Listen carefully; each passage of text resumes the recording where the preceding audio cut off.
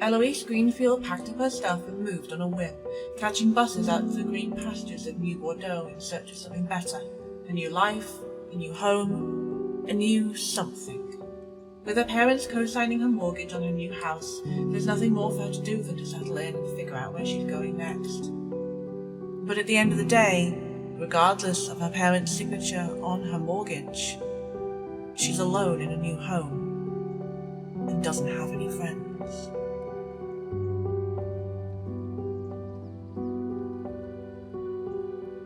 If you don't already know from my Twitter or wherever you found this video from, I'm doing a Build a World challenge for myself, which for my personal way of doing it is I'm doing a prosperity style challenge where I have a bunch of families and I play them all out.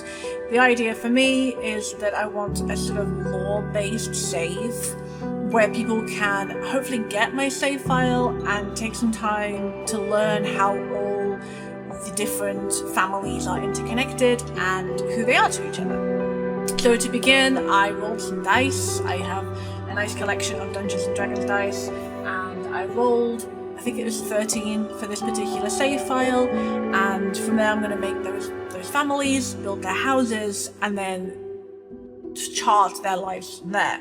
I'm using a few mods, like I'm using Sim Realist and stuff like that, but I'm not using a lot of custom content. I may end up putting Max's Match custom content in later on. I find non-CC gameplay very difficult, because nothing ever looks good, but I'm trying. So this is the first family of the save. Her name is Eloise GREENFIELD, and I absolutely loved designing her and her family here. I still have Wicked Whims in my game, which is why I have things covered up in Creator Sim and all the rest of it. Yeah, I had a really good time with it. So for the voiceover of this particular game, I thought I would talk for a little while about my experience with The Sims and how long I've been playing and how I got here from where I started.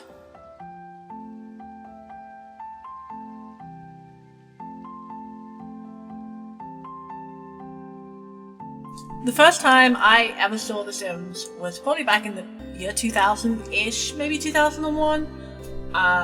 We used to have a store in our town centre, and it was a bit like Blockbuster, but it had like PlayStation games. Back then it was the PlayStation 2.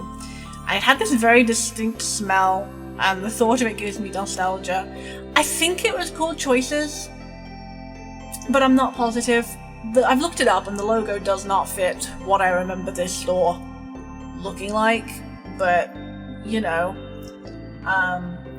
So every now and again, so my dad had a PlayStation 2, and every now and again we'd go down there and we'd look around and we'd pick something to rent from this store. And sometimes it was like, I don't know, flight simulator games for my dad, or racing games or something. I seem to remember getting like Crazy Taxi and things like that.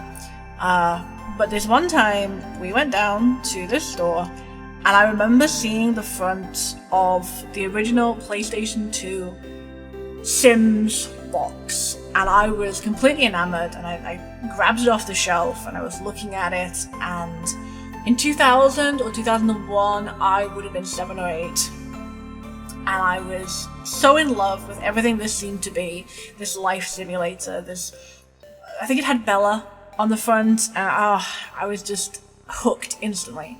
And so I went to my dad and I was like, hey, can we rent this? And he was like, I guess, because he wasn't interested. He didn't give a shit about The Sims. He never did. But I really, really wanted it. And he agreed. He let me rent it. And so we took it back home. And I'm pretty sure that for the week that we had this game rented, I could not be removed from the PlayStation. I was just obsessively playing on the PlayStation. I loved this game so goddamn much. I would have died for this game.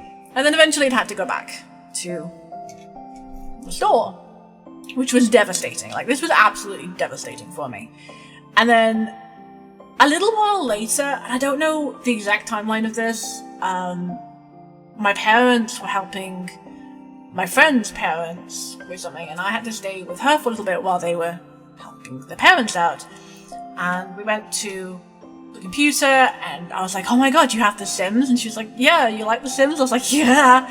And she showed me The Sims PC game, which I had no idea that it was on the PC. And then I told my dad, and my dad was like, oh, okay, cool. And around the same time, my parents got me for the PlayStation 2 my first main sim game, which was Sims Bustin' Out. And to this day, I think Sims Bustin' Out is one of the better Sims games. I liked the fashion style, I liked the design work, you could go out and about. So good, like such a great game. And it also had online features, and that was one of the first times that I was sort of online and meeting people, and I met a lot of Dutch people, and they were all lovely. For all the talk of you can't go on the internet because there's, you know, predators on the internet, the only people I ever met were just nice people. They were just nice. The closest I ever got to meeting a predator on the internet was this one guy was existing, and all these Dutch friends I'd made just sort of clustered around me and were like, no, you leave now, you're not wanted here. It was nice, it was lovely. So I played Bustin' Out for a long time, and then friends got me from there into online forums and things like that. And when my dad gave me all 8 Sims expansion packs and the base game, I was delighted. And I played The Sims 8 and 1 just obsessively. All of it, just so much. My favourites had to be like making magic. Loved making magic. And then when The Sims 2 came out, I loved it. It was so good. I remember booting it up on my computer, and I couldn't have mirrors, and I couldn't have reflections, and I couldn't have... Like, it was just so slow, and it did not function at all.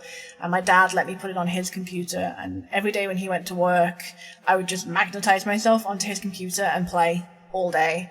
And I loved it so much. It was such a great part of my life growing up. I used to post a lot of stories to the Exchange.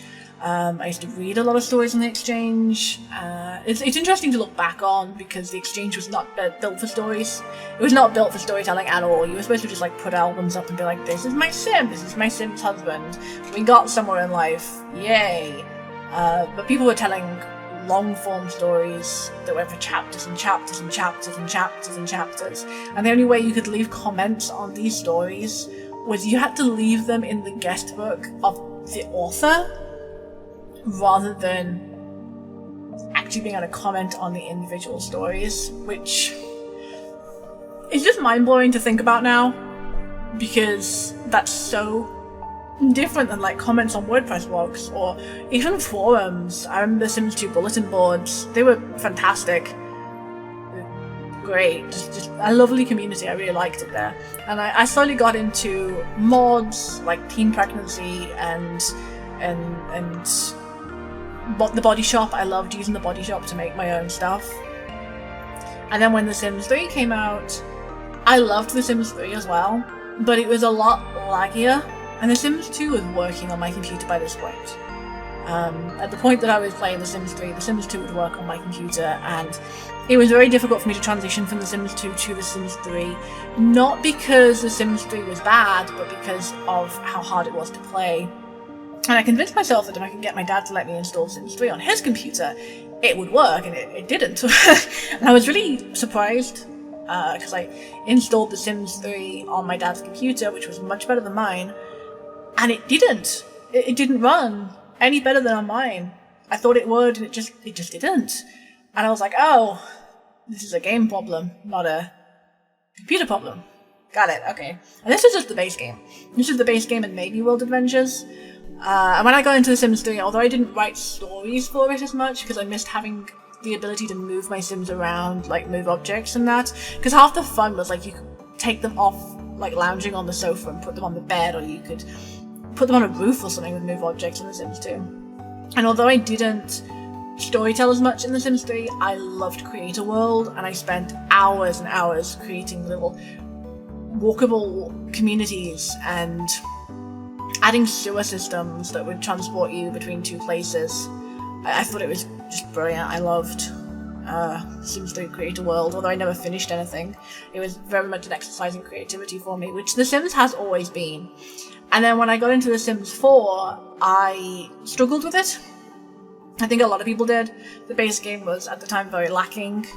But what it did do was, because custom content was suddenly a lot easier to make because of Sims 4 Studio and tutorials, I latched onto that. I latched on to making 3D models. I got into 3D modeling from that. I started making characters outside of The Sims. I've done a lot of sculpting in like ZBrush, and Blender, and I'm pretty good actually at all of that now. And that's because of The Sims 4. Because if you previously, like before The Sims 4 came out, if you would like look up how do I do 3D modeling, you would get the densest tutorials. They thought that you needed to have like a degree in astrophysics to understand how to use Blender, whereas Sims 4 creators were just like, oh, here it is, here's what you need, here's how to do it, here is the most basic information, it's laid all out for you, go ahead. And so I got into CC and making earrings and stuff for a long time. I haven't done that for a while, I've been doing other things, but I also made a couple of mods for The Sims 3. Not many, but my most popular one has nearly 100,000 downloads on Mod The Sims. I used to go by Madame Doofy back then, and I made the minimum wage mod for The Sims 3, which made the game a lot harder, which is all I've ever wanted. And so now I'm trying to do similar tuning mods for The Sims 4. I'm making all kinds of things, and yet again, The Sims has become an exercise in creativity for me. I haven't written, I write a lot, I have books that I've published, and I haven't written since January. And I've returned to being creative in a very sort of easy flow kind of way through The Sims, and through making houses and Sims and mods and writing stories about them like this. So I'm also updating a WordPress blog which has the information on like where these Sims come from and where they are going. So I'll be keeping records on there. And I'm also going to be making other videos on this channel. I'm going to be doing like rating all the Sims packs, and I'm also going to be doing a Packacy where every generation of a legacy challenge is going to be a new pack. So I'm hoping you will all hang out with me for that. I'm going to wrap this up here now the house is mostly finished, and thank you ever so much for coming to my video and watching my build and my sim, and I hope to see you again in the future. Thank you ever so much, and I will see you soon. Bye!